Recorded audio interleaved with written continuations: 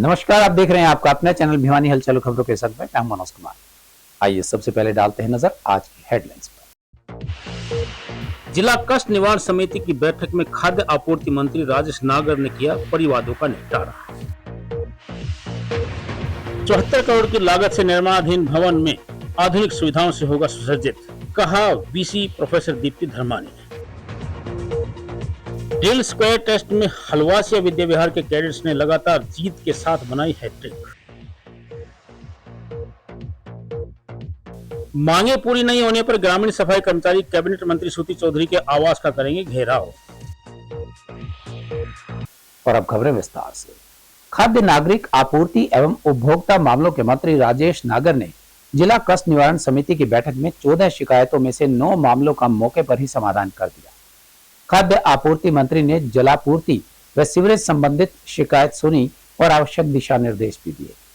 वहीं मंत्री ने कहा कि महंगाई बढ़ने के बावजूद भी सार्वजनिक वितरण प्रणाली के तहत राशन वितरण में कोई कमी नहीं आने दी जाएगी। उन्होंने अधिकारियों को आम जन की समस्याएं सुनने और शिकायत संबंधित फोन तुरंत उठाने के निर्देश भी दिए।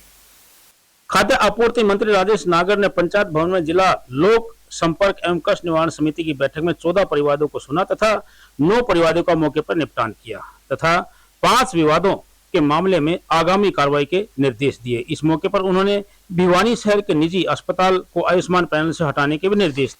वहीं उन्होंने चिकित्सा विभाग के आयुष्मान मामलों को देख रहे नोडल अधिकारी को भी काम में कोताही बरतने के आरोप में निलंबित करने के आदेश दिए। खाद्य आपूर्ति मंत्री ने जल आपूर्ति व सीवरेज संबंधी विभिन्न शिकायतों को सुना तथा अधिकारियों को निर्देश दिए कि जिन क्षेत्रों में टेल तक पानी नहीं पहुंचता वहां पर नई मोटरें लगाकर टेल तक पानी पहुंचाया जाए।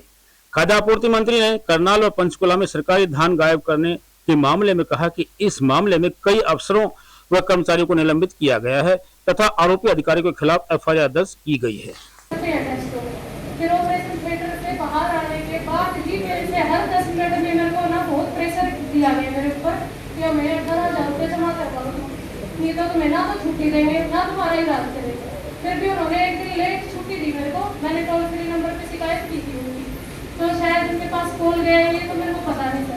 फिर वो मेरे को डॉक्टर अजय हैं, वो मेरे को आके बोले कि तेरा ना ऑपरेशन करने से पहले लेने थे देने से पैसे या फिर बीच में छोड़ देना था ऑपरेशन, तो मर जाती है, कोई दिक्कत नहीं थी, पहले पैसे देने थे।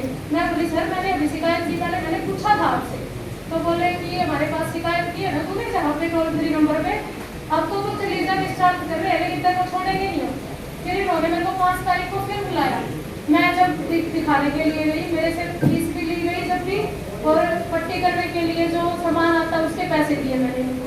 फिर भी वो डॉक्टर है रमन कुमार कोई, उन्होंने मेरे को ना पट्टी करके रूम के अंदर ही लॉक कर दिया, बोले बाहर नहीं जाने देंगे तेरे को जब तक वो 18,000 रुपये पेमेंट जो पेंडिंग है वो भी दे देंगे।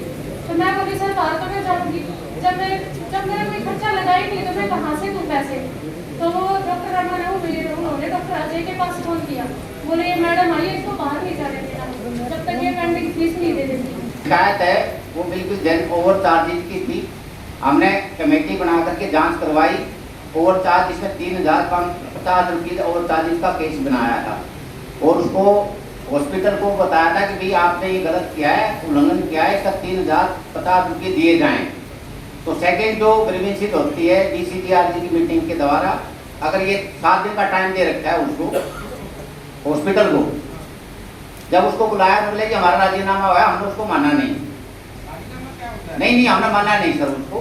फिर हमने ये कहा कि भाई जो दोषी पा गए एक बार, अगर ऐसा तो नहीं है कि जो चोरी पकड़ ले उसको दोषी का, तो एज पर नियम जो कानून बना है उसको वो सजा मिलेगी। तो सजा ये है उसको जितनी 3,550 रुपये लिए हैं इसने, इसको 10 टाइम कैंसिल कर दो आज।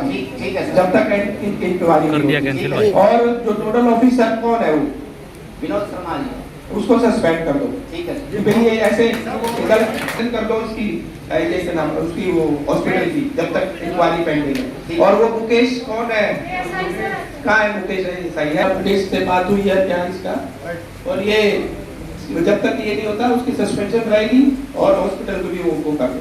देखो आज 14 कंप्लेंट आई थी, 9 को रिजॉल्व कर दिया गया है, 5 पेंडिंग है और जो 3-4 जो थी जैसे आपने बात की आयुष्मान की, तो उसमें जो भी कंप्लेंट थी परिवादी ने जो बोला उससे पता लगता है कि जो भी हॉस्पिटल से उन्होंने इलाज किया उसमें कुछ कमियां पाई गई हैं, तो उसकी वो सीएमओ साहब को और डीसी साहब के नेतृत्व में एक कमेटी बनाई गई है, और अगर उनके कोई दोष पाया गया तो उनके खिलाफ भी एक कार्रवाई की जाएगी और एक अधिकारी को भी निलंबित किया गया जब तक वो पूरी उसकी इंक्वायरी नहीं हो जाती।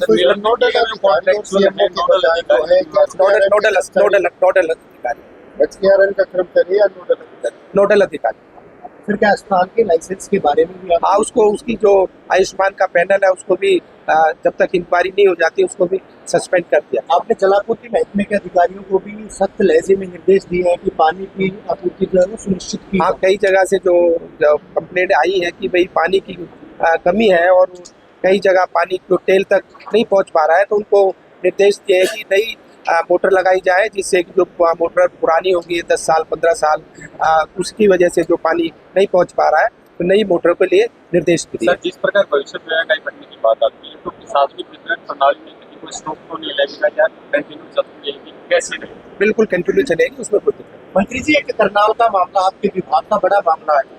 करनाल की जिले की कई चावल मिलों से सरकारी धान गायब है, कई सारी ऐसी मिल है जहाँ से सरकारी धान गायब है, सरकारी धान का रिकॉर्ड भी पूरा नहीं है, डीएफएससी रिपोर्ट को छिपा रही है, इस तरह के आरोप लगाए। उसमें कई ऑफिसरों को निलंबित भी किया गया है और आगे जांच चल रही है, अगर कोई और उसमें दोषी पाया जाएगा उन पे भी कार्रवाई। गेहूं के 5000 कट्टे भी गायब है कुंजपुरा की मिल से। कुंजपुरा का जो वहाँ पर सेंटर बनाया, मैंने बताया कई अधिकारियों को निलंबित भी किया गया और उनके ऊपर FIR भी की गई है और आगे भी कुछ अगर कुछ पाया जाएगा उन पर जांच।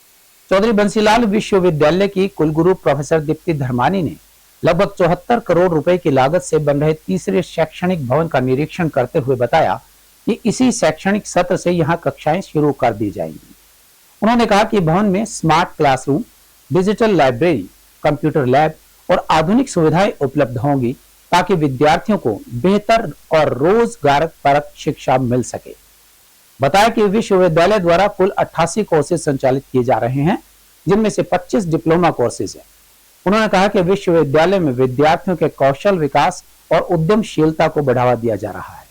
चौधरी बंसीलाल विश्वविद्यालय की वीसी प्रोफेसर दीप्ति धर्मानी ने बताया कि विश्वविद्यालय का तीसरा शैक्षणिक भवन अति आधुनिक तकनीक एवं सुविधाओं से सुसज्जित होगा, जिसमें कुल 45 क्लासरूम में से 34 स्मार्ट रूम तथा 4 डिजिटल क्लासरूम होंगे। विद्यार्थियों के लिए 2 लाइब्रेरी होंगी, जिनमें से एक लाइब्रेरी होगी जो पूर्णतः डिजिटल होगी। पीएम उषा योजना के तहत 300 से अधिक कंप्यूटर्स की 3 लैब होंगी, जिनमें एक रिसर्च लैब भी शामिल है। उन्होंने बताया कि एक मल्टीमीडिया लैब, एक रीडिंग रूम तथा 300 लोगों के बैठने की क्षमता वाला ऑडिटोरियम, 6 लोगों के रहने के लिए 3 VIP गेस्ट लाउंज, एक कैफेटेरिया सहित अति आधुनिक सुविधाओं से सुसज्जित भवन में पढ़ाई के अनुकूल वातावरण उपलब्ध करवाया जाएगा। विश्वविद्यालय में विद्यार्थियों के कौशल विकास एवं उद्यमशीलता को बढ़ावा दिया जा रहा है ताकि विकसित भारत 2047 की संकल्पना को साकार करने में विद्यार्थियों को पूर्णतः सहभागी बनाया जा सके।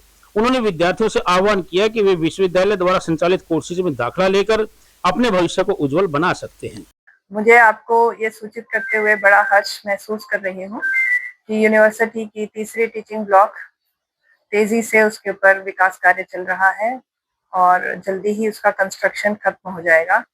एक हिस्सा बिल्डिंग का जुलाई के अंदर ही हमें दे दिया जाएगा नई क्लासेस लगाने के लिए। सभी नागरिक जन को मैं ये सूचना उपलब्ध करवाना चाहती हूँ कि इस नए भवन में 34 स्मार्ट क्लासरूम्स, बढ़िया वेल इक्विप्ड क्लासरूम्स होंगे, जिसमें से 4 क्लासरूम्स जो हैं डिजिटल क्लासरूम्स होंगे और इसके अतिरिक्त यहाँ पर एक बहुत ही भव्य लाइब्रेरी सेक्शन होगा, ई लाइब्रेरी सेक्शन होगा, बहुत बड़ा रीडिंग हॉल होगा, मल्टीमीडिया लैब होगी और पीएम उषा के तहत हमें लगभग 300 कंप्यूटर्स जो नए मिल रहे हैं, अगले महीने तक हम वो आ जाएंगे। तो नए सत्र में बच्चों के लिए, विद्यार्थियों के लिए 300 से भी अधिक कंप्यूटर से लैस 2-3 लैब्स जो हैं वो आपके पास होंगी, जिसमें रिसर्च लैब्स भी होंगी, स्टेम लैब्स होंगी। इसमें जैसे आपको बताया कि हमने एक ऑडिटोरियम बना रहे हैं। तो ऑडिटोरियम के साथ ही एक लाउंज है, गेस्ट लाउंज है, एक वीआईपी गेस्ट लाउंज है और ऊपर जो है 3 स्यूट्स जो है वो बनाए गए हैं फॉर वीआईपी। रोहतक गेट स्थित हलवासिया विद्या विहार स्कूल के एनसीसी कैडेट्स ने श्री कृष्ण प्रणाली पब्लिक स्कूल सिवानी में आयोजित वार्षिक प्रशिक्षण शिविर में शानदार प्रदर्शन करते हुए ओवरऑल ट्रॉफी जीत ली। सांस्कृतिक और खेल प्रतियोगिताओं में कैडेट्स ने अनेक पुरस्कार अपने नाम कर ड्रिल स्क्वायर टेस्ट में लगातार तीसरी बार प्रथम स्थान हासिल किया और जीत की हैट्रिक बनाई। विद्यालय प्रशासन ने सभी विजेता कैडेट्स और ANO second officer सव्य Sachin Bhardwaj को बधाई देते हुए इसे विद्यालय के लिए गौरवान्वित पल बताया। हलवासिया विद्या विहार के एनसीसी कैडेट्स ने श्री कृष्ण प्रणामी पब्लिक स्कूल सिवानी में आयोजित वार्षिक प्रशिक्षण शिविर में 6 जिलों के 15 विद्यालयों के कुल 368 कैडेट्स ने भाग लिया। प्रतियोगिताओं में जूनियर विंग सोलो सॉन्ग प्रतियोगिता में अफसीन ने द्वितीय स्थान व जूनियर विंग सोलो सॉन्ग में जतिन ने भी द्वितीय स्थान हासिल किया। ग्रुप सॉन्ग प्रतियोगिता में विद्यालय की टीम ने प्रथम स्थान प्राप्त कर शानदार उपलब्धि हासिल की। वहीं जूनियर डिवीजन की 200 मीटर दौड़ में सुमित ने प्रथम तथा 400 मीटर दौड़ में द्वितीय स्थान हासिल किया। शतरंज प्रतियोगिता में सूरज प्रकाश ने द्वितीय स्थान प्राप्त कर विश्वविद्यालय को गौरवान्वित किया। वॉलीबॉल और टग ऑफ वार प्रतियोगिता में विद्यालय की टीम उप विजेता रही। विशेष उपलब्धि ड्रिल स्क्वायर टेस्ट में देखने को मिली। विद्यालय के कैडेट्स ने लगातार तीसरी बार प्रथम स्थान प्राप्त कर हैट्रिक बनाते हुए अपनी श्रेष्ठता साबित की।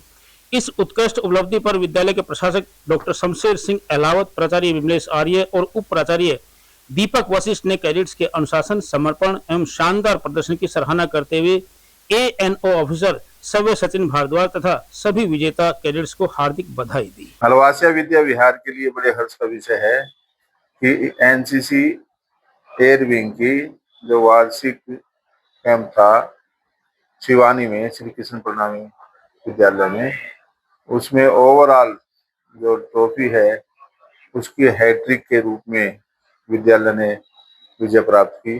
लगातार 3 वर्ष से परेड में विद्यालय प्रथम रहा।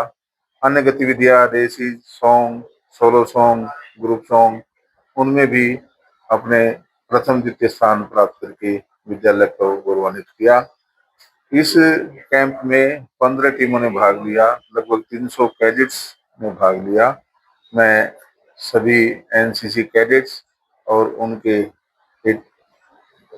एएनओ श्री सव्य सचिन जी भारद्वाज सभी को बधाई देता हूं और ये आशा करता हूं कि आगामी वर्षों में भी इसी प्रकार से शानदार उपलब्धियां प्राप्त करते रहेंगे।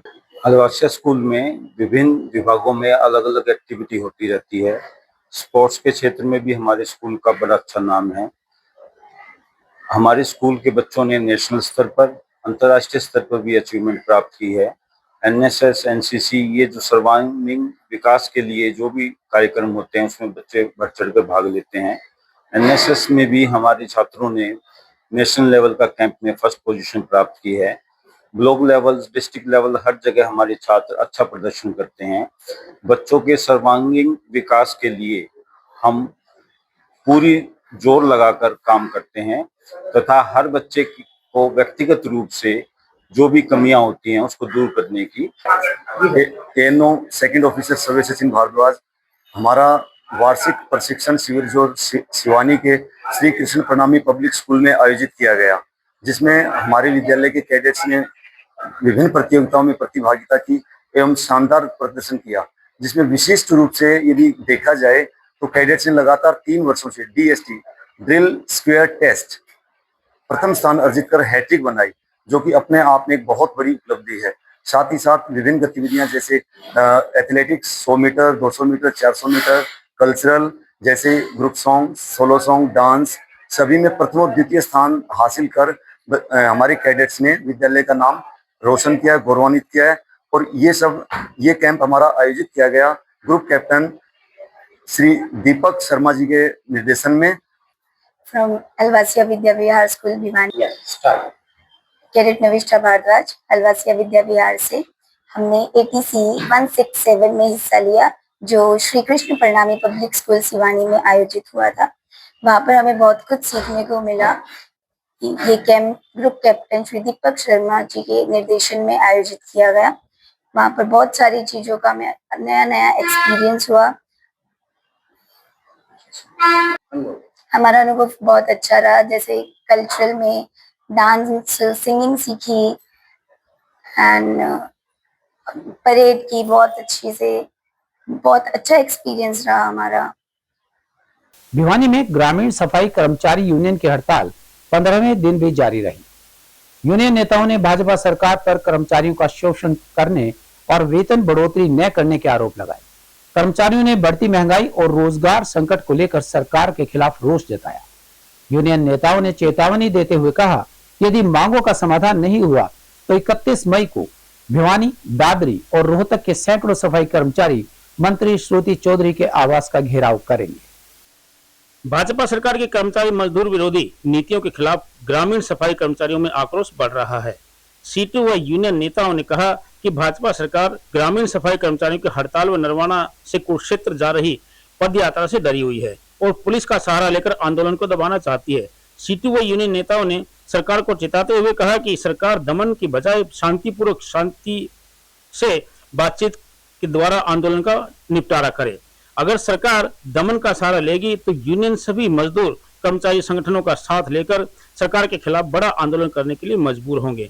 उन्होंने बताया कि भिवानी, दादरी व रोहतक के सैकड़ों ग्रामीण सफाई कर्मचारी भाजपा सरकार की कर्मचारी मजदूर विरोधी नीतियों के खिलाफ 31 मई को श्रुति चौधरी के आवास का घेराव करेंगे। हमारी 15वें दिन की जो हड़ताल है वो जारी है और आगे भी जब तक सरकार हमारी मांगों को मानने के लिए तैयार नहीं है तब तक हम अनिश्चितकालीन हड़ताल में को जारी रखेंगे। और हमारी मुख्य मांगे हैं, या तो न्यूनतम वेतन जो सरकार ने रखा है वो दिया जाए या हमें पक्का किया जाए। जब तक सरकार हमारी मांगों को पूरा नहीं करती तब तक हम इसी रीति से इस हड़ताल को जारी रखेंगे। साथियों, मेरा अनिल कुमार नाम है और centre of Indian trade union CITU Bhiwani जिला सचिव। ग्रामीण सफाई कर्मचारियों की पक्का किए जाने की मांग को लेकर और 26,000 रुपये न्यूनतम वेतन को लेकर के पिछली 15 मई से हड़ताल चली हुई है जो लगातार जारी है। और 24 और 25 को हमने नरवाड़ा में मंत्री कृष्ण बेदी के आवास पर 2 दिन का पड़ाव डाला था और उसमें मंत्री ने हमें आश्वासन दिया था कि 3 दिन के अंदर अंदर आपकी बातचीत करके हम आपकी मांगों का समाधान करेंगे, मगर अभी तक कोई समाधान नहीं किया गया है। इसके अलावा जो महापड़ाव में हमारे यूनियन ने ये पदयात्रा का निर्णय लिया है और 4 दिनों से पदयात्रा जो नरवाड़ा से चल के कुरुक्षेत्र जा रही है, तो पिछले कल और परसों ये जो सरकार के जो नुमाइंदे हैं SDM, DSP, कलायत, कैथल, उन्होंने ये प्रयास किया है कि इस पदयात्रा को किसी तरीके से रोक दे, इनकी सुनवाई ना करनी पड़े। हम ये स्पष्ट तौर पर कहना चाहते हैं कि सरकार दमन का रास्ता अपनाने की बजाय बातचीत का रास्ता अपनाए, दमन का सहारा ना ले। हम ये चेतावनी देना चाहते हैं कि सरकार अगर बातचीत का रास्ता ना अपना करके अगर दमन का सहारा लेगी तो हम सरकार से पीछे हटने वाले नहीं हैं। और अब जाने से पहले एक नजर आज की हेडलाइंस पर। जिला कष्ट निवारण समिति की बैठक में खाद्य आपूर्ति मंत्री राजेश नागर ने किया परिवादों का निपटारा। 74 करोड़ की लागत से निर्माणाधीन भवन में आधुनिक सुविधाओं से होगा सुसज्जित, कहा VC professor Deepti Dharmani. Drill square test में हलवासिया विद्या विहार के कैडेट्स ने लगातार जीत के साथ बनाई हैट्रिक। मांगे पूरी नहीं होने पर ग्रामीण सफाई कर्मचारी कैबिनेट मंत्री श्रुति चौधरी के आवास का करेंगे घेराव। हमारे आज के अंक में बस इतना ही। अगले अंक के लिए देखते रहिएगा अपना चैनल भिवानी हलचल।